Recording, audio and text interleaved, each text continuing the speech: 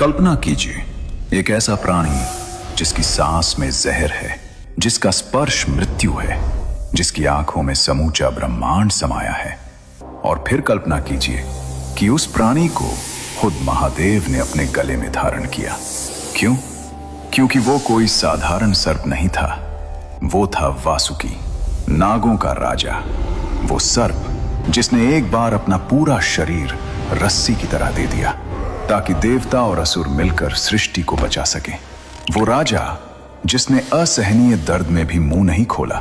वो भक्त जिसके बारे में खुद भगवान कृष्ण ने गीता में कहा, सर्पों में मैं वासुकी हूं। लेकिन दोस्तों, वासुकी की कहानी सिर्फ समुद्र मंथन तक नहीं रुकती।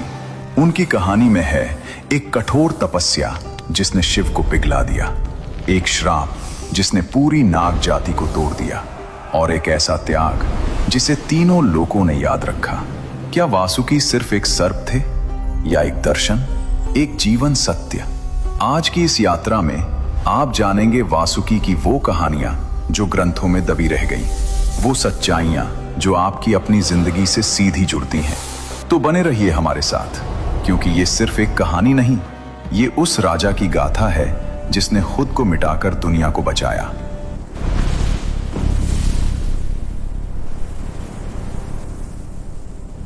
दोस्तों, सबसे पहले बात करते हैं वासुकी थे कौन। हमारे पुराणों में, खासकर महाभारत, विष्णु पुराण, शिव पुराण और भागवत पुराण में वासुकी का उल्लेख बड़े ही आदर और श्रद्धा के साथ किया गया है।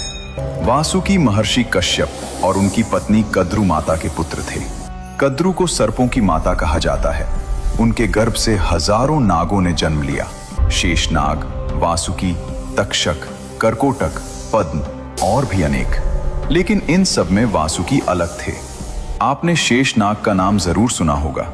शेषनाग जो भगवान विष्णु की शैया है, जिनके फन पर पूरी पृथ्वी टिकी है। शेषनाग ज्येष्ठ थे, सबसे बड़े। लेकिन वासुकी नागराज थे, नागलोक के राजा। वो जो काम करते थे वो न शेषनाग ने किया न किसी और ने। अगर शेषनाग शक्ति और धैर्य के प्रतीक हैं, तो वासुकी त्याग और भक्ति के। शेषनाग विष्णु की सेवा में है, वासुकी शिव के गले में है। दोनों महान, लेकिन दोनों के रास्ते अलग, दोनों की कहानियां अलग। वासुकी के बारे में ग्रंथों में कहा गया है कि उनके पास एक अद्भुत नागमणि थी जो उनके मस्तक पर चमकती थी। इस मणि की रोशनी इतनी तेज थी कि अंधेरे में भी पूरा नागलोक जगमगा उठता था। उन्हें 9 फनों वाला भी कहा जाता है, हर फन एक दिशा का।